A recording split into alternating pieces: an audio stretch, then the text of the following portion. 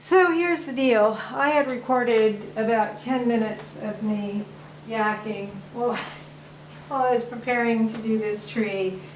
And as I'm doing it now, I'm thinking, I didn't say anything that I really, I don't know. It felt like, nah. I didn't want to keep it on there. And I wanted to talk more about this tree this year and my motivations for doing this, which is something that I will probably blog about later on. So I decided to use the branches for this tree that had fallen in my yard. I came back from California for my mom's 100th birthday party, and there had been snow, which there is still some snow out there.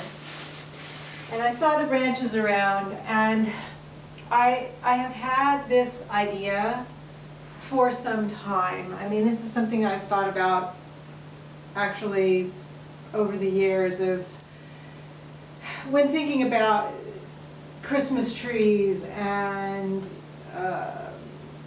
the fact that trees are alive and cutting them down and all of that kind of stuff. Now, I will say I have no ethical or moral objection to Christmas tree farms and things like that, and I will probably buy trees in the future. I had thought about actually going to a Christmas tree farm after I got back, but then I found out that everybody had already sold out all their trees, which was amazing because apparently there's a Christmas tree shortage or something. I don't know.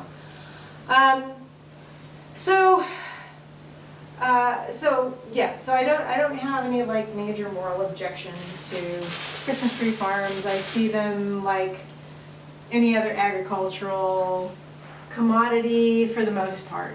Trees are a little bit different.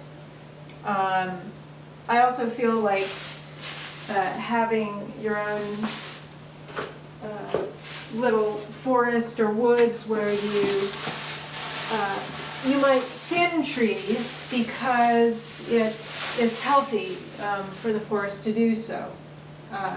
And that's probably how this whole kind of tradition started. I'm sure there was, at some point in history, not everybody had Christmas trees, but in areas that have traditionally been wooded and there's some connection, probably, obviously some kind of pagan connection to the trees and the tradition of bringing it in, et cetera, et cetera.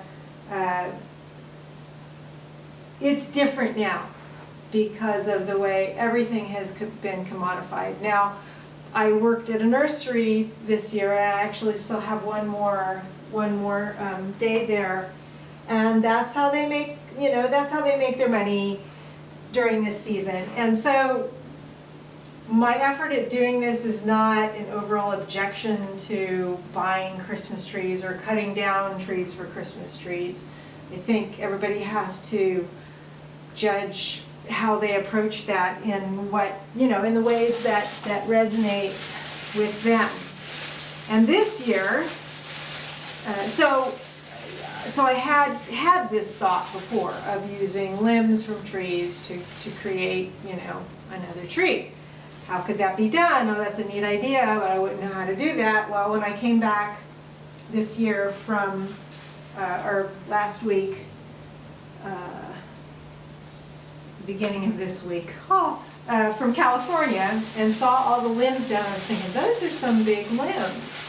Wow, those are almost like small trees. Oh, maybe I can create my own tree. And thus I created my Baba Yaga Christmas tree. I will call it a Baba Yaga Christmas tree rather than a Charlie Brown Christmas tree, because I have this connection with the archetypal, mythological idea of Baba Yaga, and the fact that she tests you, and she tests your sincerity. And if you pass these tests, if you show your intents are noble and of value, then she offers you boons. So for myself, it's like, how am I approaching my tests in life? And it's not that anybody else is going to give me anything when I go through these tests. It's that I give myself. And therefore, like all archetypal mythological figures, they are within our own psyche. At least that's the way I feel for myself. So I like this tree. It's kind of a Baba Yaga tree. It's sort of ragged and wild and creative, inspired, a little bit crazy. I think my hair kind of, is falling along suit at the stage that it is. So there is the story of my created tree. It still does not have the structural integrity that I would like it to have, so I'm very, very careful around it. And something else that I will say about this. See, it's like, oh my God. This is a non-traditional Christmas for me. It is my second time in my life of spending Christmas apart from my family. Whether that's birth family or my own nuclear family, my kids and my ex-husband and all of that. This is the first year in 2 years that I've done that, the second time in my life. And the first time I did it, 2 years ago, I had been in the Bay Area for Thanksgiving, and then I came back and I wanted to do this thing where we would kind of Skype and when everybody was getting together. And I found that just made me feel kind of worse, made me feel even more separate, because click, when the screen goes dark, they're all still together and I'm not there.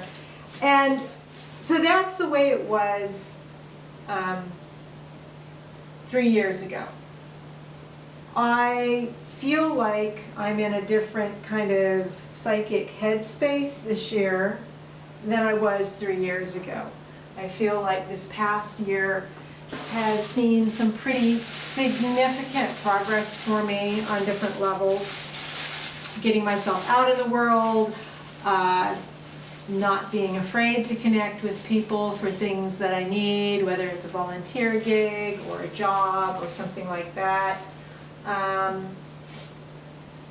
Being more and more okay with living a solitary life. I'm on another dating site right now, but I'm not, I don't just want to be with somebody to be with somebody. I want to be with somebody when it feels right to be with somebody. And maybe that'll come, maybe that won't come. Whether I feel that living in partnership is authentic to who I am, it doesn't really matter. If I can be okay alone, then that's like more important. So this tree not only is the whole Baba Yaga, wild, crazy, testing, going through tests, all that sort of thing. It's also kind of a metaphor for taking a chance on something really kind of weird. That's not weird. I don't want to call it weird. That's too negative a connotation, but